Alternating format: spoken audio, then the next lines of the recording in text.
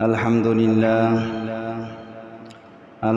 لله الذي جعل الشمس والقمر بحسبان والنجم والشجر يسجدان وفضل زمانا على زمان كما فضل مكانا على مكان وإنسانا على إنسان وأشهد أن لا إله إلا الله وحده لا شريك له ونشهد أن سيدنا وسندنا وحبيب قلوب ربنا ومولانا محمدا عبده ورسوله صلى الله تعالى عليه وعلى آله وصحابه وبارك وسلم تسليما كثيرا أما بعد فقد قال الله تبارك وتعالى في كلامه المجيد والفرقان الحميد أعوذ بالله من الشيطان الرجيم بسم الله الرحمن الرحيم وكذلك جعلناكم أمة وسطا لتكونوا شهداء على الناس الآية وقال رسول الله صلى الله عليه وسلم من كتم علما مما ينفع الله به في أمر الناس أمر الدين ألجمه الله يوم القيامة بلجام من النار وقال شاعر جنة دو زخ سے یا رب کیا کرو جنت دو زخ سے یا رب کیا کرو आरज़ू है मैं तुझे देखा करूँ आरज़ू है मैं तुझे देखा करूँ وقال تعالى إن الله ملائكته يصلون على النبي يا أيها الذين آمنوا صلوا عليه وسلموا تسليما اللهم صل على سيدنا ونبينا وشفيعنا وحبيبنا ومولانا محمد صلى الله عليه وعلى آله وصحابه وبارك وسلم الحمد لله আল্লাহ রাব্বুল আলামিনের দরবারে লাখ কোটি শুকর যে মহান সুবহানাহু ওয়া তাআলা আমাদেরকে দুনিয়ার অগণিত মানুষের মধ্য থেকে যাচাই বাছাই করিয়া সমস্ত কাজ কর্ম থেকে ফারাক করিয়া সর্বপ্রকার বিপদ আপদ থেকে হেফাজত করিয়া এই ফিতনা ফাসাদের জামানায় ফিতনা ফাসাদের যুগে মানুষ নেক কাজ ছাড়ার প্রতিযোগিতায় লিপ্ত গুনাহের মধ্যে লিপ্ত এমনই ফিতনা ফাসাদের জামানায় আল্লাহ সুবহানাহু ওয়া তাআলা আমাদেরকে দয়া করে ভালোবেসে মহব্বত করে তার গোলামির জন্য প্রতি জুমার ন্যায় আজও তারই হুকুম জুমার নামাজ আদায়ের নিয়তে তারই ঘর মসজিদে আসার ও বসার তৌফিক দান করেছেন। এজন্য অন্তর থেকে কালিমাতুশ শুকর আদায় করি আলহামদুলিল্লাহ। আল্লাহ রাব্বুল আলামিন আমাদেরকে যে কবুল করছেন তাই আমরা আসতে পেরেছি। আমরা আল্লাহ রাব্বুল আলামিনের সন্তুষ্টির জন্য, তার কবুলিয়াতের জন্য আমরা শুধু চেষ্টা করেছি নিয়তের সাথে, নিয়ত করেছি আর চেষ্টা করেছি বিদায় আল্লাহ রাব্বুল আলামিন আমাদের নিয়ত সহি দেখছেন, চেষ্টা পরিপূর্ণ দেখছেন। তখনই আল্লাহ রাব্বুল আলামিন আমাকে আপনাকে কবুল করে তার ঘর মসজিদে আসার তৌফিক দান করেছে। যারা নিয়ত করে নাই, চেষ্টা করে নাই, তারা তো বিভিন্ন কাজে কর্মের মধ্যে ব্যস্ত রয়েছে, দুনিয়ার কাজের মধ্যে ব্যস্ত রয়েছে। অনেকে মন গড়া জিন্দেগি চলতেছে, নিয়ত এখনো বুঝতে পারছে না আমার দুনিয়ার সময় যে কখন ফুরিয়ে যাবে। আমাকে তো দুনিয়ার থেকে বিদায় হতেই হবে, হওয়ার আগে আমাকে তো আল্লাহর হুকুম মেনে তার সন্তুষ্টি অর্জন করেই যেতে হবে। এই চিন্তা অনেকের মধ্যে না আসার দরুন, না আসার কারণে তাদের নিয়ত সহি করতেছে না, নিয়ত পরিবর্তন নাই, চেষ্টাও নাই। এই জন্য আল্লাহ রাব্বুল আলামিন তাদেরকে কবুলও করেন নাই।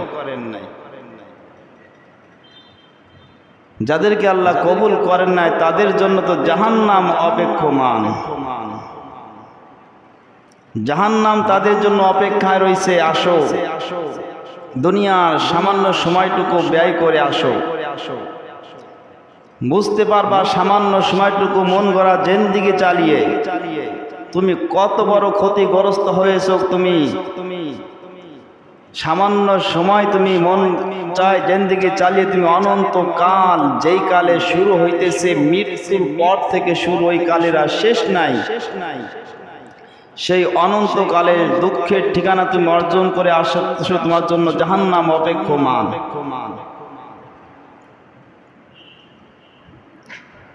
যা গত জুমায় আলোচনা করা হয়েছিল, আল্লাহ রাব্বুল আলামিন আমাদেরকে দুনিয়াতে পাঠাইছেন তার গোলামির জন্য, তার গোলামি করার জন্য এলেমের প্রয়োজন। এলেম ছাড়া আমল করা সম্ভব নয়। আমল করতে হলে এলেম অর্জন করতে হলে কার থেকে এলেম অর্জন করব, কার দ্বীনি মাসালা মাসাইল কার থেকে জিজ্ঞাসা করব, কার বয়ান শুনবো, কার দ্বীনি আলোচনা কোন বয়ান কোন আলেম থেকে শুনব, কোন আলেমের লেখাপত্র বইপত্র তার লেখা বইপত্র পাঠ করব। এই বিষয়ে কিছু আলোচনা করা হয়েছিল। বলা হয়েছিল যারা হক্কানি আলেম তাদের থেকে মাসালা শিখব, যারা হক্কানি আলেম তাদের লেখা বইপত্র পাঠ করব, তাদের থেকে মাসালা মাসাইল জিজ্ঞাসা করে নিজে এলেম অর্জন করে আল্লাহর হুকুম পরিপূর্ণভাবে সুন্নাত তরিকা অনুযায়ী আমল করে আল্লাহর সন্তুষ্টি অর্জন করব। এই বিষয় কিছুটা আলোচনা গত সপ্তাহে করা হয়েছিল, গত জুমায়।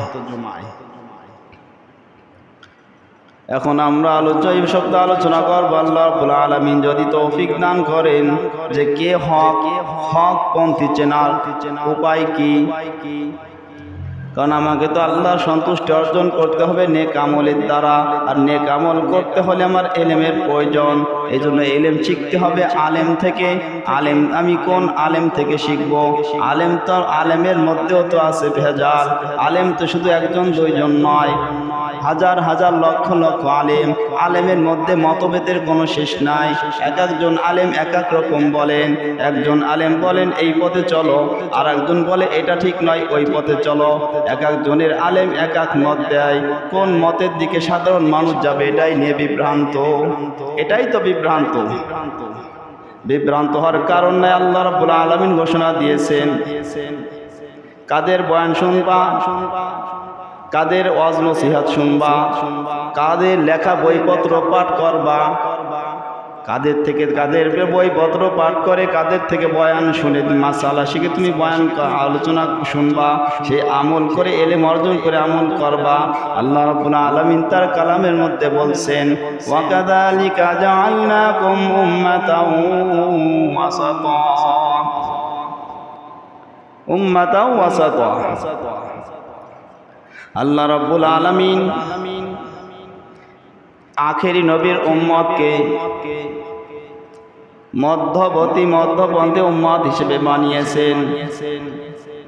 আখেরি নবীর উম্মতকে মধ্যপন্থী উম্মত হিসেবে আল্লাহ রাব্বুল আলামিন আমাদেরকে বানাইছেন। এই মধ্যপন্থী উম্মতের মধ্যে বাড়াবাড়িও থাকবে না, সারাসারিও থাকবে না। বাড়াবাড়িও থাকবে না, সারাসারিও থাকবে না।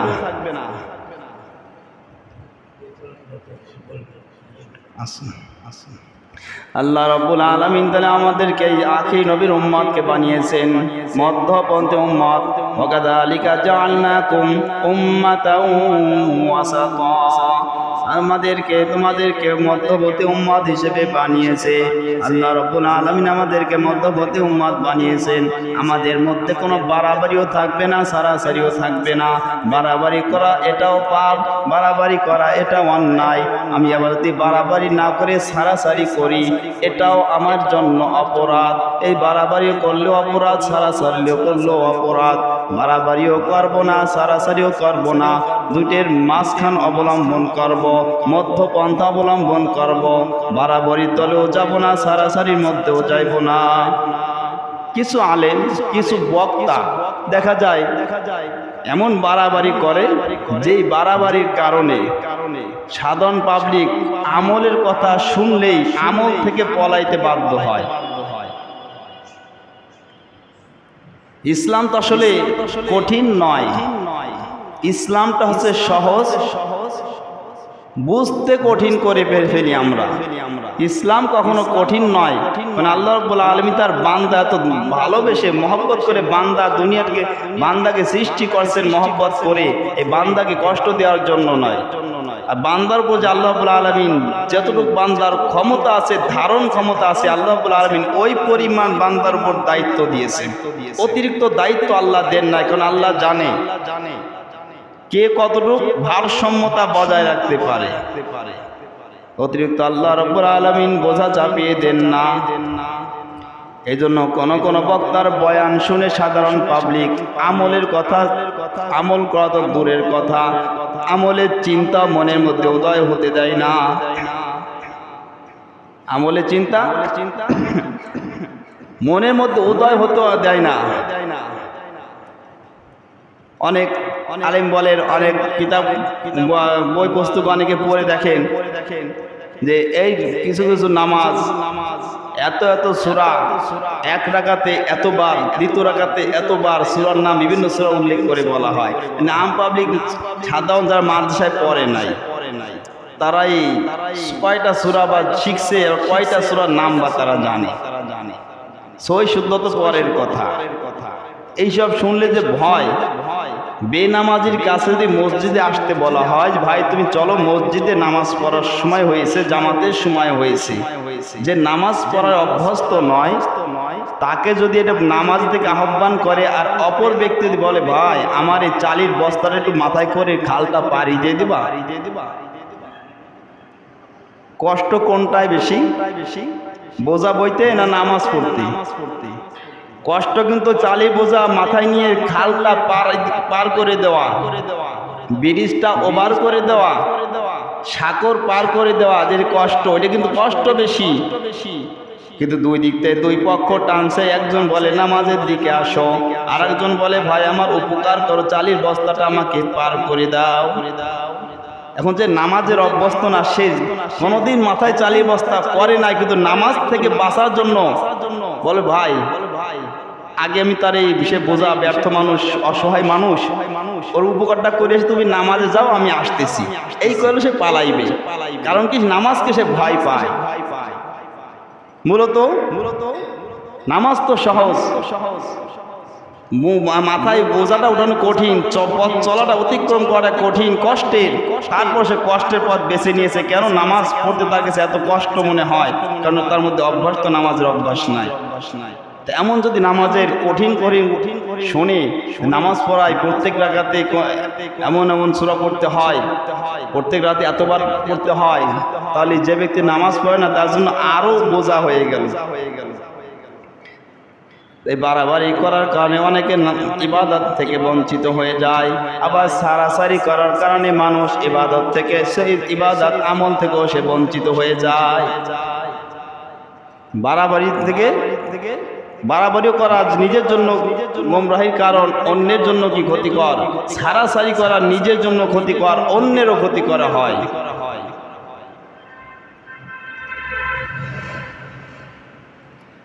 এই জন্য বাড়াবাড়িও করা যাবে না, সারাসারিও করা যাবে না। সর্ব অবস্থায় মধ্যম পন্থা অবলম্বন করতে হবে।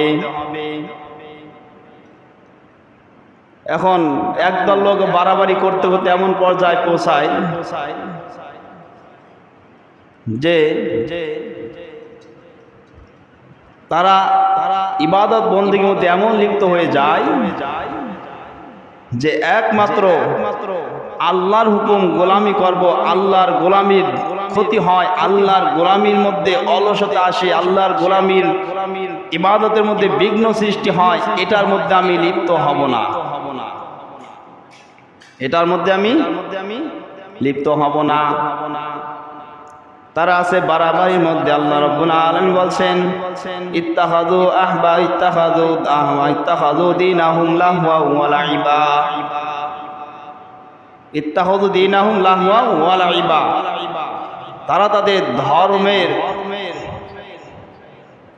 তারা তাদের ধর্মকে বানিয়েছে খেয়াল খুশি, তামাশা, ক্রীড়া কৌতুক। ইসলাম বলেছে একভাবে, আর নিজে তৈরি করেছি অন্যভাবে। ইসলাম বলে 5 ওয়াক্ত নামাজ পড়ো, 5 ওয়াক্ত নামাজ ফরজ করেছেন, আমরা 5 ওয়াক্ত ধারি না। ইসলাম বলেছে পর্দায় চলো, পর্দার মধ্যে লাভ বেশি, পর্দার মধ্যে ক্ষতি থেকে বাঁচা যায়, পর্দার চললে গুনাহ থেকে বাঁচা যায়। হিংস্র মানব থেকেও কি রক্ষা পাওয়া যায় যদি পর্দার হুকুম মেনে চলা হয়। তা পর্দা যদি আল্লাহর হুকুম মানা হয়, ওটার মধ্যে ফজিলত রয়েছে, দুনিয়া লাভ, মৃত্যুর পর তো ফজিলত আছেই। কিন্তু আমরা আমাদের ধর্মকে বানিয়ে নিয়েছি খেয়াল খুশি ইচ্ছামতো, যেটা সুবিধা হয় ওইটা আমল করি, যেটাই সুবিধা নাই, যেটা কষ্টকর মনে হয় ওটাকে ছেড়ে দিই, ওটা জানার চেষ্টাও করি না। তাহলে কি ইচ্ছা মতো হয়ে গেল। এইভাবে যদি কখনো কোনো বক্তা যদি বয়ান করে, সেটা দিন হক হোক আর না হোক, হক আর বেঠিক হোক, যদি সেই বয়ানটা কোনো পাবলিকের কাছে পছন্দ হয়, সহজ মনে হয়, আমলটা যদি ভুলও হয়, কিন্তু শ্রোতা যদি পাবলিকের কাছে যদি ওটা সহজ মনে হয়, তাহলে ওই বক্তাকে পাবলিক এমনভাবে মহব্বত করবে, যেই মহব্বত জীবন চলে যাবে তো মহব্বতের স্থান থেকে ত্যাগ করবে না, মহব্বতের স্থান থেকে ত্যাগ করবে না। কারণ ওই বক্তার বয়ানটা ভালো লেগেছে, কত সহজ করে দিয়েছে আমলের মধ্যে। তাহলে সে সারাসারি করেছে, সারাসারি করে দিয়ে কি করছে, আমলের মধ্যে সার কাট করে দেওয়ার কারণে সাধারণ পাবলিক কাছে সহজ মনে হয়েছে। সাধারণ পাবলিক তাকে এমনভাবে মহব্বত করেছে, জীবন চলে যায় তবে তার মহব্বত থেকে সে বঞ্চিত হবে না। এই জন্য ধর্মের ব্যাপারে মন চায় জিন্দেগি চললেই হবে না। যেইভাবে আল্লাহ রাসূল সাল্লাল্লাহু আলাইহি ওয়াসাল্লাম আমাদেরকে শিক্ষা দিয়েছেন, সেইভাবে প্রত্যেকটা আমল আমাদেরকে করতে হবে। কারণ একদল লোক দেখা যায় বিবাহ শাদী পর্যন্ত করে না, যে আমার ইবাদতে বিঘ্ন সৃষ্টি হবে। ইবাদতে বিঘ্ন সৃষ্টি হওয়ার লক্ষ্যে ইবাদত যে ত্রুটি হয়ে যাবে, ইবাদতের মধ্যে কমতি এসে যাবে, যে কারণে দুনিয়ার সমস্ত ঝামেলা থেকে মুক্ত থাকতে চাই, পারিবারিক সাংসারিক জীবন থেকেও মুক্ত থাকতে চাই, শুধুমাত্র আল্লাহর ইবাদত বন্দেগীর মধ্যে সময় কাটানোর জন্য, এটাও রয়েছে বাড়াবাড়ির মধ্যে। তাদেরকে বলা হয় সন্ন্যাসবাদ, অর্থাৎ তারা সন্ন্যাসবাদের জীবন তারা বেছে নিয়েছে, জীবনটা উৎসর্গ করেছে একমাত্র আল্লাহর জন্য, ইবাদত বন্দেগী করার জন্য। দুনিয়ার কোনো কাজের জন্য সে সময় নষ্ট করবে না, এটাও রয়েছে বাড়াবাড়ির মধ্যে। আল্লাহ রাসূল সাল্লাল্লাহু আলাইহি ওয়াসাল্লাম বললেন, ইরশাদ করেন, ইন্নার রাহমাতা দিনা। আল্লাহ রাসূল সাল্লাল্লাহু আলাইহি ওয়াসাল্লাম বলছেন যে যারা এইভাবে ইবাদত বন্দেগী করার জন্য বিবাহ শাদী করলো না, তারাও কি বাড়াবাড়ির মধ্যে রয়েছে। কারণ আমি আল্লাহ রসুল, আমি রসুল হওয়া সত্ত্বেও আমি বিবাহ শাদী করেছি, আল্লাহর হুকুম পালন করি, বিবাহ করেছি, সংসারের দায়িত্ব পালন করি, আল্লাহর হুকুম পালন করি, সংসারের দায়িত্ব পালন করি। তাহলে আল্লাহর ইবাদত করতে গিয়ে সংসার ছাড়া যাবে না। আল্লাহর ইবাদত পালন করার কারণে বিবাহ শাদী সংসারের দায়িত্ব থেকে মুক্ত যদি হতে হয়, এটাও হয়ে যাবে এক ধরনের বাড়াবাড়ি। এই বাড়াবাড়িও করা যাবে না। নিয়ত বাহ্যিক স্রোতে সুন্দর দেখা যায় যে আমি বিবাহ শাদী করব না, সংসারের ঝামেলার মধ্যে আমি লিপ্ত হব না, এগুলো থেকে মুক্ত থেকে আল্লাহর জন্য আমি ইবাদত করে বাকি জীবনটা আমি কাটিয়ে দেব। ইন্নার রাহবানিয়াতা লাম তুক্তাবা আলাইনা। কারণ সন্ন্যাসবাদের বিধান আমাদেরকে দেওয়া হয়নি যে বিবাহ শাদী করব না, সংসার ঝামেলার মধ্যে লিপ্ত হব না, শুধুমাত্র আল্লাহ ইবাদত বন্দি করব, এমন বিধান আমাদেরকে দেওয়া হয়নি। বলা হয়েছে সংসারের জীবন বিবাহ শাদী করব, সংসারের ঝামেলা, সংসারের দায়িত্ব, এই দায়িত্ব আমি পালন করব, আবার আল্লাহর হুকুম পালন করব। আল্লাহ আর কি বলছেন, কু আনফুসাকুম ওয়া আহলিকুম নার। নিজেকে জাহান্নাম থেকে আল্লাহ রাব্বুল আলামিন বাঁচাইতে বলছেন, শুধু নিজেকে নয় পরিবারকেও বাঁচাইতে বলছেন। যদি বিবাহ যদি না করি পরিবার আসবে কোত্থেকে?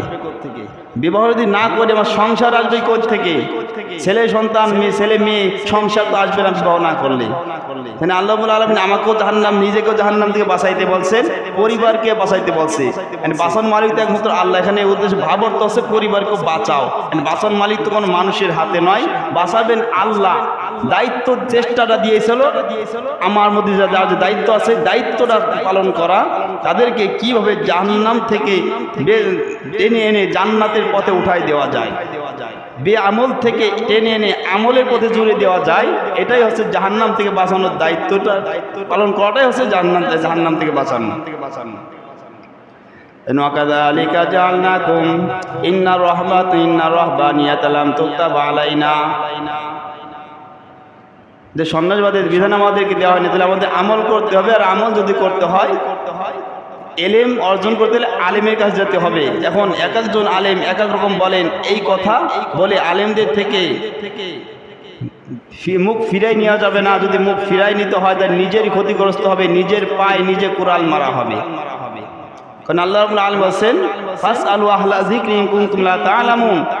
তোমরা যারা জানো না, যারা জানে তাদের থেকে জেনে নাও। তা জানে কারা? বিড়িখোর, মদখোর, ঘুষখোর, চাখোর। চা দোকানে গেলে হতো আর কোনো শেষ নাই। তারা মনে হয় বড় বড় মাসালা জানে, বড় বড় মাসালা কিতাব পড়ছে মনে হয়। আলেমগণ জানে। আলেমগণ কেন জানে? সঠিক তত্ত্ব কেন আলেমগণ জানে? আলেমগণ দুনিয়ার রিসালাতে, দুনিয়ার নিয়মে যে পদ্ধতিতে দুনিয়া যে শিক্ষা, এই শিক্ষা সেই শিক্ষকের থেকে শেখে নাই। এই আলেমদের শিক্ষক যদি তালাশ করতে হয়, যদি মূল যদি তালাশ করতে হয়, মূল ঠেকতে ঠেকতে আল্লাহ পর্যন্ত পৌঁছাইবে। আলেমদের শিক্ষক আল্লাহ পর্যন্ত যে সীমাবদ্ধ হয়নি শেষ হবে। কিন্তু যে আলেম নয়, যে এলেম এখন আলেম থেকে এলেম অর্জন করে নাই, তার উস্তাদ যেতে যেতে শয়তান বন্ধুতে ঠেকবে। কারণ আমি যার থেকে পড়েছি সে পড়ছে আর এক আলেম থেকে, এইভাবে আলেমকে পড়তে পড়তে আলেম পড়ছেন তাবেইন থেকে, তাবেইন পড়েছেন তাবেই থেকে, তাবেইরা এলেম অর্জন করছে সাহাবি থেকে, সাহাবি এলেম অর্জন করছে আল্লাহ রাসূল থেকে, আর আল্লাহ রাসূল এলেম অর্জন হয়েছে ডাইরেক্ট আল্লাহ থেকে। তো জিবরাইল আলাইহিস মাধ্যমে হোক যেভাবে হোক আল্লাহ থেকে আল্লাহ তার রাসূলকে এলেম দান করছে। আল্লাহ কি আল্লাহ রাসূল কোনো শিক্ষকের থেকে শেখে নাই। আল্লাহ রাসূল দুনিয়ার কোনো শিক্ষক থেকে কোনো জ্ঞান অর্জন করে নাই। আল্লাহ রাসূলের শিক্ষক হচ্ছে স্বয়ং আল্লাহ। তাহলে আলেমদের শিক্ষকদের মূল তালাশ করতে হয়, দেখতে দেখতে লাস্টে যে পাওয়া যাবে আল্লাহ পর্যন্ত শেষ হবে। এই জন্য যদি সহিহ এলেম যদি অর্জন করতে হয় আলেমদের থেকে শিখতে হবে, তাই না? আলেমদের থেকে যদি বিমুখ হয়ে যায়, আলেমদের থেকে যদি বিমুখ হয়ে যায় তাহলে সে যে গুমরাহী হবে এর মধ্যে কোনো সন্দেহ নাই, হওয়াটাই স্বাভাবিক। যেমন আলেম ছাড়া বড় বড় ফতোয়া দেয় ডক্টর জাকির নায়ক, শিক্ষিত বড় শিক্ষিত, তো তার তো ডিগ্রির কোনো শেষ নাই, কিন্তু সে মাদ্রাসায় পড়ছে এমন কোনো মক্তবে পড়ছে এরকম সার্টিফিকেট সে দেখাইতে পারবে না। কিতাবখানা হেফজ করা দূরের কথা, মক্তবে যে পড়ছে কিনা, কোনো মাদ্রাসা কিরাতখানা কোনো শেষ করছে কিনা, কারিয়ানা পড়ছে কিনা, এটারও এসে কোনো দলিল সে দেখাতে পারবে না, সার্টিফিকেট দেখাতে পারবে না, কিন্তু তার দুনিয়াবি সার্টিফিকেট কোনো শেষ নাই। কিন্তু ফতোয়া তো কম দেয় না। তাহলে তার থেকে যদি শিখতে হয়, শব্দে সহি ভুল বলে তা নয়, অনেক কথা সঠিক বলে, কিন্তু অনেকের মধ্যে দুই একটা যদি মিথ্যা দেখে দুই একটাই তো ধ্বংস করার জন্য এটাই যথেষ্ট। আর আল্লাহ রাসূল বলছেন কাফা বিল মারই কাদিবান আইয়ুহাদ্দিসা বিকুল্লি মা সামিআ। কোনো ব্যক্তি কোনো বয়ান শুনলো, একজনের থেকে বয়ান শুনলো,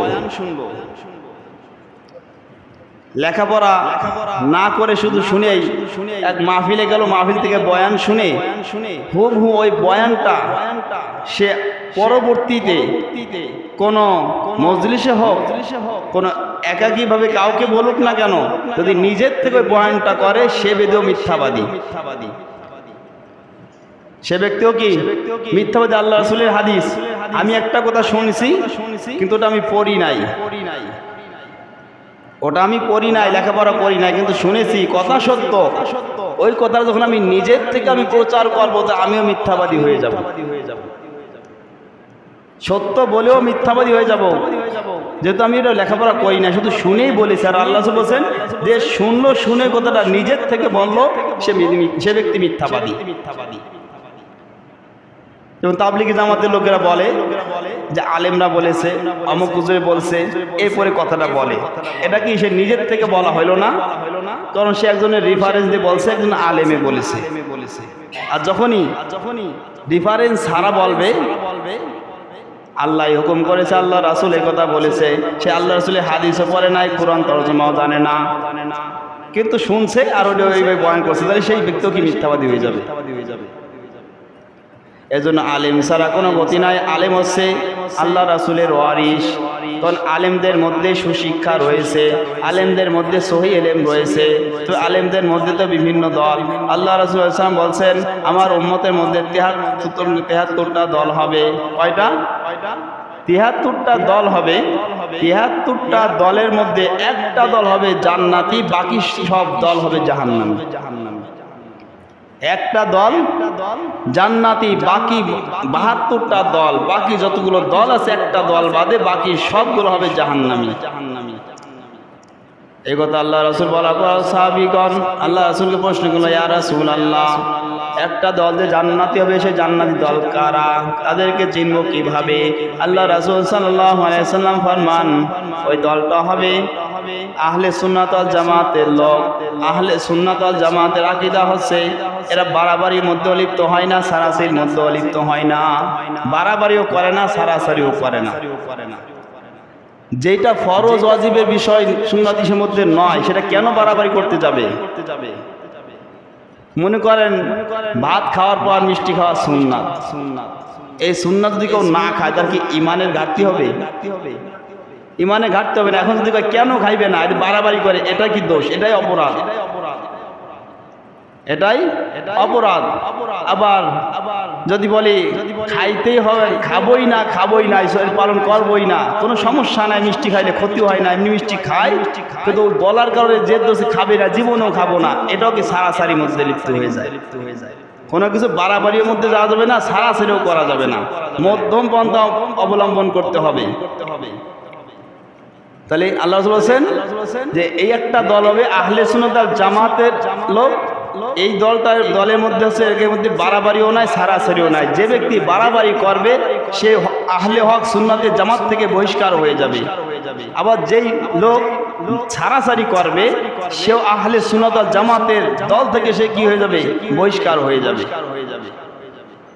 যারা সারাসারিও করে না, বাড়াবাড়িও করে না, মধ্যম পন্থা অবলম্বন করে, তাদের থেকে, সেই সমস্ত আলেমদের থেকে আমাকে ইলম অর্জন করতে হবে। আল্লাহ রাসূল সাল্লাল্লাহু আলাইহি সাল্লাম বলেন, আলেম যখন বয়ান করবে, সাধারণ মানুষের সামনে যখন কোরআন হাদিসে আলোচনা করবে,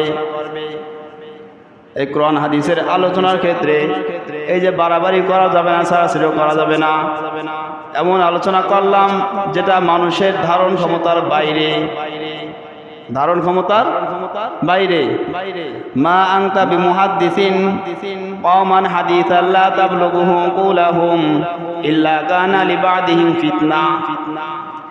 এটা আব্বাস রাদিয়াল্লাহু তাআলা আনহু থেকে বর্ণিত হাদিস, যে যখন আলোচনা করা হয়, দ্বীনি বিষয়ে আলোচনা করা হয়, সাধারণ লোকদের সামনে এমন কোনো আলোচনা করা যাবে না যে আলোচনার মূল ভাবটা বোঝার ক্ষমতা তাদের নাই।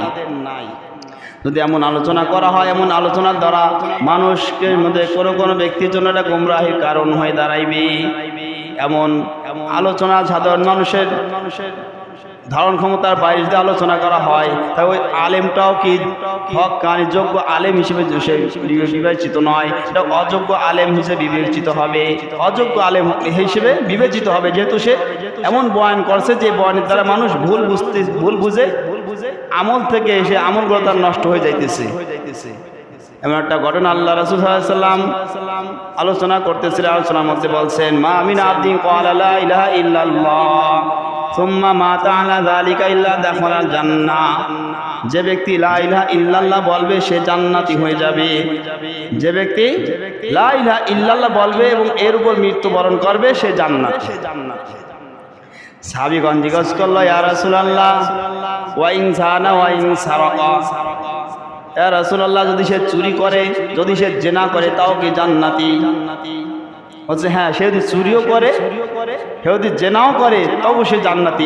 এই কথার মধ্যে তো এখন আম পাবলিক মনে করে পেয়ে গেছে একটা লা ইলাহা ইল্লাল্লাহ মুহাম্মাদুর রাসূল কালিমা পড়লাম, এখন হরদমে নামাজও পড়বো না, আকাম কুকাম যা আছে সব করে যায়। ভয় কিসের? লা ইলাহা ইল্লাল্লাহ তো স্বীকার করি, মুখ থেকে স্বীকার করছি, মুখে উচ্চারণ করেছি। আল্লাহ রাসূল তো হাদিস তো মিথ্যা নয়, হাদিস তো সহি হাদিস। এটা কোনো আলেমে বলবে না হাদিসটা ভুল, হাদিসটা জাল হাদিস কেউ বলার ক্ষমতা রাখে না। তাহলে এমনটা সহি হাদিস আমল করতে সমস্যা কোথায়? কারণ এটার মধ্যে অনেক আলোচনা রয়েছে, যেটা হচ্ছে সে তো জান্নাতে যাবে বটে, তার যে কর্মফল, সে যে অপরাধ করেছে সেটা ভোক্ত করতে হবে। যেহেতু সে লা ইলাহা ইল্লাল্লাহ বলছে, ঈমান নামক পাত্রটা ভান্ডারটা তৈরি, অ্যাকাউন্টটা খুলেছে, যে কারণে এর বরকতে একদিন না একদিন অবশ্যই সে জান্নাতে যাবেই যাবে, এর মধ্যে কোনো সন্দেহ নাই। তবে সে কত বছর, কত লক্ষ কোটি বছর যা যে জাহান্নামে ভোগ করা লাগবে, শাস্তি ভোগ করতে হবে, এই শাস্তি ভোগ করার পরে যে জান্নাতে যাবে, এই কথাটা কিন্তু এই হাদিস নাই, অন্য হাদিসে রয়েছে। এখন এইটুকু আলোচনা যদি আংশিক আলোচনা করবে, যদি করা হয়, সাধারণ পাবলিক তো মনে করবে আল্লাহ রাসূলের হাদিস যে লা ইলাহা ইল্লাল্লাহ বললে সে জান্নাতি হয়ে যাবে, চুরি করলেও জান্নাতে যাবে, জেনা করলেও জান্নাতে যাবে, জুলুম করলেও জান্নাতে যাবে, কাউকে বিনা দ্বিধায় হত্যা করলেও যে জান্নাতে যাওয়া যায়। তাহলে হত্যা করে আমার ক্ষমতা আমার টিকে রাখতে হবে, ঠিক কিনা? হত্যা করে আমাকে যদি ক্ষমতা টিকে রাখা যায়, আমি তো কালিমা লা ইলাহা ইল্লাল্লাহ পড়েছি, ভয় কিসের? জান্নাতে অবশ্যই যাবো। কিন্তু কাউকে যদি হত্যা করা হয়, মুসলমানকে হত্যা করা কি হয়? কুফরি, বিনা কারণে কাউকে হত্যা করে, বিনা দোষে কাউকে হত্যা করা যাবে না। হত্যা যদি করতে হয় যখন ইসলাম নিয়ে আল্লাহর পক্ষ থেকে এক পক্ষ, আল্লাহর বিপক্ষ এক দল থাকবে, যখন যুদ্ধ হবে, মারামারি হবে, তখন যদি কেউ মারে এবং মরে, মুসলমান ইমানদার যদি মারা যায়, সে শাহাদাত বরণ করবে। যদি সে মৃত্যুবরণ নাও করে, তাহলে কি সে গাজী বেশে সম্মানিত হবে।